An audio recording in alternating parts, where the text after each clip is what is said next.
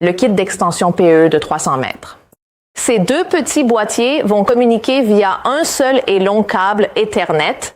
Salut aux passionnés de technologie. Bienvenue chez Fast Cabling.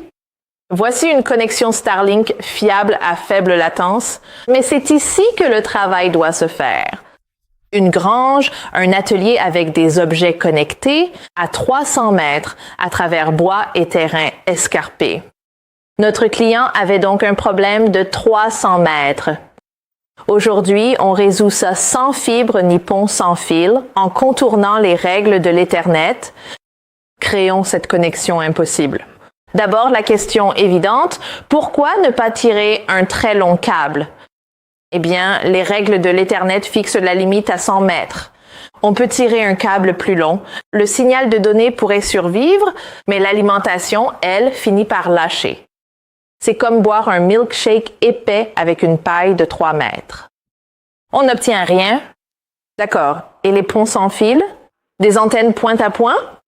Ça peut marcher un temps, jusqu'à ce que les arbres poussent ou que la neige recouvre l'antenne. Il nous fallait une solution durable et sans entretien qui ne craigne ni la météo ni les saisons. Et la fibre optique alors? C'est la référence absolue, non? Absolument. Mais ici, creuser sur 300 mètres est un projet colossal et coûteux. Et dans ce sol rocheux et changeant, un câble fragile peu profond, c'est une réparation assurée à l'avenir. On était donc bloqués. 3 solutions, 3 impasses. Une forêt au milieu et une facture de terrassement impayable. Voici notre sauveur, le kit d'extension PoE de 300 mètres. Ces deux petits boîtiers vont communiquer via un seul et long câble Ethernet, mais leur arme secrète n'est pas qu'un meilleur traitement du signal, c'est de combattre un tout autre ennemi. Le vrai coupable sur 300 mètres, c'est la chute de tension. Voyez les choses ainsi. Pour envoyer du courant à 300 mètres via un fil de cuivre, il en faut beaucoup. Il faut un canon, donc ces extendeurs utilisent le standard PoE le plus élevé. Même si l'appareil distant consomme peu, comme notre point d'accès, on part avec un énorme surplus de tension depuis la maison pour qu'après 300 mètres, il reste assez d'énergie pour alimenter le point d'accès. Maintenant, installons tout ça. La chaîne est élégante.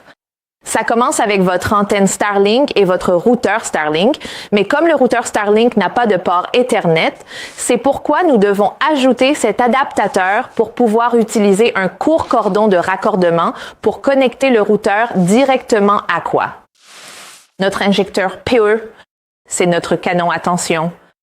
Il envoie du PoE haute puissance et des données dans notre premier prolongateur. Alors maintenant, connectons-nous au port d'entrée de notre ex-injecteur et il est situé ici, juste à la maison. Ensuite, nous utiliserons un autre court cordon de raccordement pour connecter le port de sortie à notre premier prolongateur. Je retire le col et le presse-étoupe pour une installation plus rapide. Et connectons-le doucement. Et ensuite, nous pouvons simplement le placer sur notre panneau de démonstration.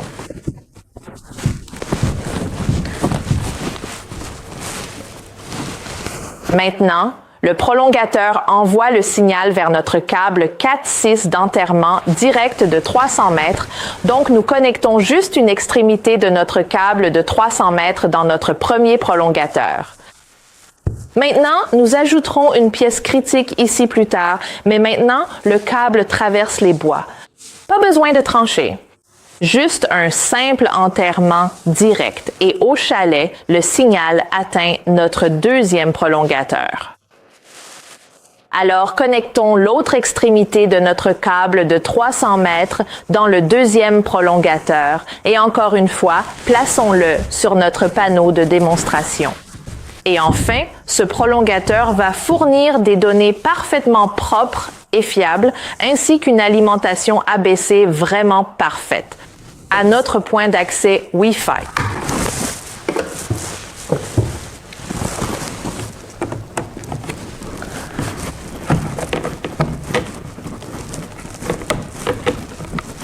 Et voilà. Je vais le descendre pour que vous puissiez voir qu'il reçoit l'alimentation. Et boum, Internet né dans la maison et vivant dans les bois. Maintenant, pour les conseils de pros qui rendent tout cela robuste. Ces prolongateurs sont conçus pour l'extérieur, mais les ports sont sensibles. Quand vous vissez le presse-étoupe étanche et le col, n'ayez pas peur. Utilisez une clé pour bien les serrer. Votre futur moi vous remerciera. Et tous les câbles ne se valent pas. Pour cela, vous devez utiliser un câble en cuivre pur 4,5E ou 4,6. Pas d'aluminium plaqué cuivre. Enfin, vous vous demandez si un prolongateur fait 100 mètres, n'en faut-il pas deux au milieu? Eh bien, les prolongateurs standards ne font que répéter le signal, mais notre kit utilise du PoE haute tension et un protocole spécial pour se coordonner directement avec son partenaire à 300 mètres. Il n'y a donc aucun appareil actif au milieu des bois qui pourrait tomber en panne, se figer ou nécessiter un redémarrage. C'est juste un câble au milieu et deux appareils intelligents aux extrémités. Et pour la vitesse, oui, il maintient une connexion d'1 gigabit complet. Alors maintenant, faisons un test de débit. Comme nous n'avons pas assez de câbles Ethernet, je dois débrancher ce port d'entrée et me connecter directement à notre serveur. Connecté au port d'entrée.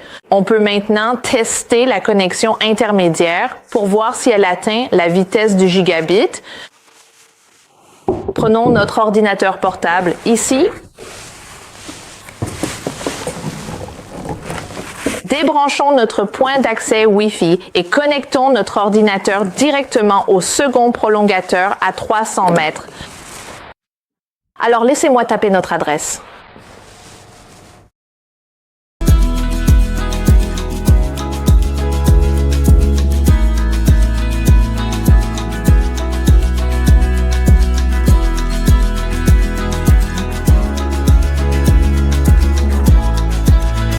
Et voici un conseil contre-intuitif. Sans mise à la terre parfaite aux deux bouts, utilisez un câble non blindé.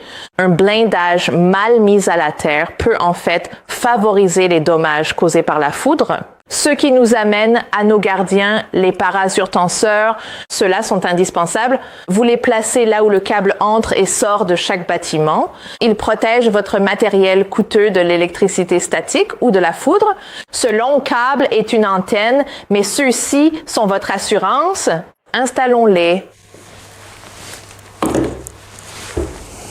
Et encore une fois, je vais retirer le col et le presse-étoupe pour une installation plus rapide, mais assurez-vous de bien les serrer. Maintenant, notre parasurtenseur est déjà mis à la terre.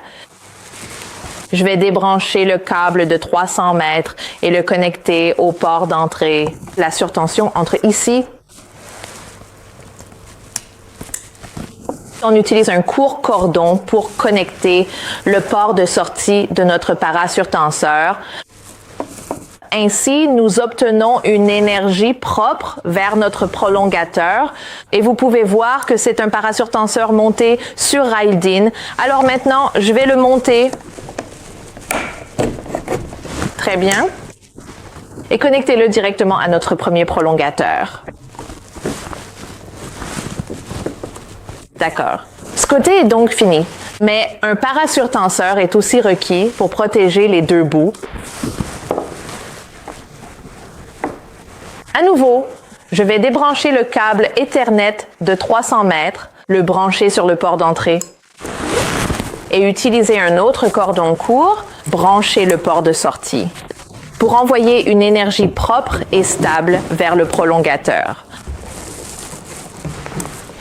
Et rappelez-vous, il est très important de bien relier le parasurtenseur à la terre, en effet, pour que ça marche correctement.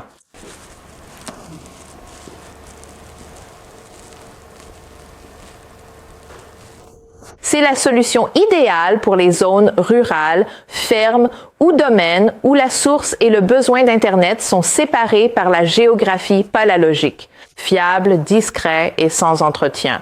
Alors, quelle connexion impossible devez-vous réaliser? Dites-le nous en commentaire et n'oubliez pas d'aimer et de vous abonner pour d'autres projets qui bousculent les règles de la tech. Merci beaucoup d'avoir regardé et on se retrouve dans notre prochaine vidéo.